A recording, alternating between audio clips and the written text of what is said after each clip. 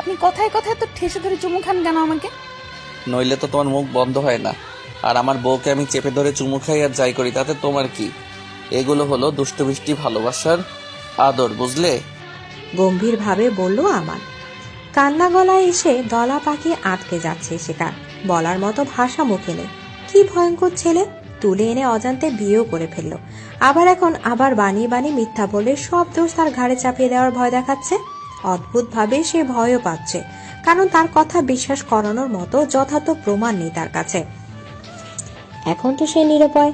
পায়ের ব্যথাটা পাল্লা দিয়ে বাড়ছে, তাই না পেরে মেডিসিন খেয়ে নিল।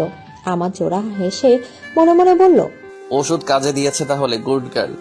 বলে হেসে আমান এঁঠো প্লেট নিচে রাখতে রাখতে চলে গেল। প্লেট রেখে এসে দেখলো ইশিকা খুঁড়িয়ে খুঁড়িয়ে বাথরুমের দিকে যাচ্ছে। এই কি করছো? পায়ে চাপ ফেলছো কেন? আবার ব্লিডিং হবে তো। গোসল করব আমি, অসহ্য লাগছে। একদম না, পায়ের ব্যান্ডেজ ভেজানো যাবে না। আর অবেলা হয়ে গেছে, এখন গোসল করলে ঠান্ডা লেগে যাবে। হাত মুখ ধুয়ে চেঞ্জ করো, দাঁড়াও। ইশিকাকে কোলে তুলে বাথরুমে বসে কারবার থেকে নিজের একটি টি শার্ট আর একটা ট্রাউজার আনলো আমান। তারপর ইশিকার হাত মুখ ধুয়ে মুছিয়ে দিয়ে টি শার্ট আর ট্রাউজারটা এগিয়ে দিয়ে বলল, নাও চেঞ্জ করো। এগুলো কার? কার আবার? আমার। আমি আপনার জামা পরবো? তাছাড়া কি পরবে? এখানে তোমার জামা পাবে কিভাবে? আর আমার জামা পরলে কি সমস্যা? রেসিস্ট নাকি তুমি? ইশিকা কিছুক্ষণ আমানের দিকে করুণ চোখে তাকিয়ে তারপর হাত থেকে টি শার্ট আর ট্রাউজারটা নিয়ে নরম গলায় বলল, বাইরে যান। কেন? আমি তো এখন তোমার হাজবেন্ডই। আমার সামনে চেঞ্জ করতে লজ্জা কিসের? ট্রাস্ট মি, আমি কিন্তু একটু লজ্জা পাবো না। দুষ্টু হেসে চোখ মেরে বলল আমান। উত্তরে ইশিকা আগুন চোখে তাকিয়ে কিছু বলতে নিলে আমান তড়িঘড়ি করে বলল, আচ্ছা আচ্ছা, যাচ্ছি। বলে হাসতে হাসতে বেরিয়ে গেল। এদিকে ইশিকা জানালার ধারে চেয়ারে বসে পড়ন্ত বিকেল দেখতে ব্যস্ত। সাথে আছে মনে একরাশ এলোমেলো ভাবনা। জীবন সত্যি বৈচিত্র্যময়। কখন যে কোন চিত্র দেখিয়ে দেয় তার কোনো ঠিক ঠিকানা নেই। প্রথমে বিয়ের ব্যাপারটা মেনে নিতে কঠিন লাগতো, এখন সেরকম কিছুই মনে হচ্ছে না। অদ্ভুতভাবে বিয়েটা আর আমানকে নিয়ে ভাবতে ভালো লাগছে তার। আমার ইশিকাকে ঘুমানোর জন্য শুইয়ে দিয়ে বাগানে গেছিল হাঁটতে, আসলে মূলত সিগারেট খেতে। ঘরে খেলে ইশিকার সমস্যা হবে ভেবে বাইরে চলে আসে।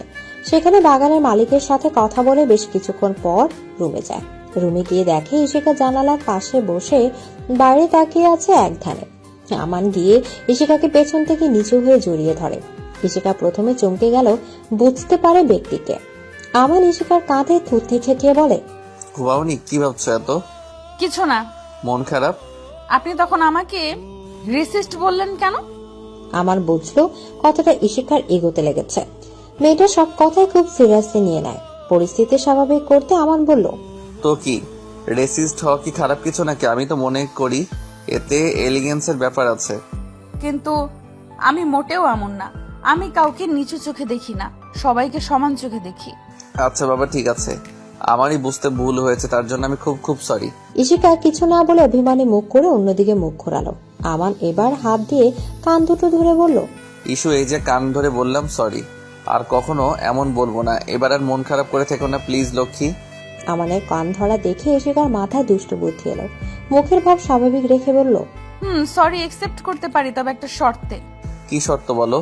যা বলবে তাই মঞ্জুর। কান ধরে 50 বার উদ্বাস করতে হবে। কি 50 বার? বেশি হয়ে গেল না? একটু কম করা যায় না প্লিজ, লক্ষ্মীটা? আচ্ছা ঠিক আছে, 49 বার। আর একটুও কম হবে না, গুনবো কিন্তু আমি। আমার নিরুপায় হয়ে উঠবস করা শুরু করলো।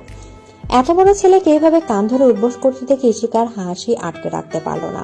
একবার গুনে হা হা করে হাসতে লাগলো। ইশিকার হাসি দেখে আমার আর মুখে প্রশান্তির হাসি ফুটে উঠল। যাক, মন খারাপ কেটেছে তাহলে। এরপর আমার হুট করে এগিয়ে গিয়ে ইশিকার গালে চুমু খেলো। এখানে আচমকা ঘটনায় চমকে গিয়ে ইশিকার হাসি থেমে গেল। ফের রাগের ভঙ্গিতে বলল, এই এই একদম চিটিং না, ঠান্ডাবাজ লোক। যান যান, আবার শুরু করুন। আমার কিছু না বলে আবার হুট করে ইশিকার ঠোঁটের উপর চুমু খেলো। ইস, ছি, আপনি সিগারেট খেয়েছেন? গন্ধ বেরিয়েছে, নেশা করলো। নাক মুখ কুচকে বলল ইশিকা। আমার অবাকের চূড়ান্ত পর্যায়ে। সামান্য একটা সিগারেটের জন্য এই মেয়ে তাকে ডিরেক্ট নেশাখোর তকমা লাগিয়ে দিল। কি বললে? আমি নেশাখোর? হ্যাঁ নেশাখোর। সিগারেট খান, মদ খান, গাঁজা খান, নেশাখোর লোক একটা। দেখি সরুন, আমার ঘুম পেয়েছে, ঘুমাবো। বলে উঠে আস্তে আস্তে বিছানায় গেল ঘুমাবার জন্য। আমার একেবারে আহাম্মক মনে গেছে। হা করে তাকিয়ে আছে ইশিকার দিকে।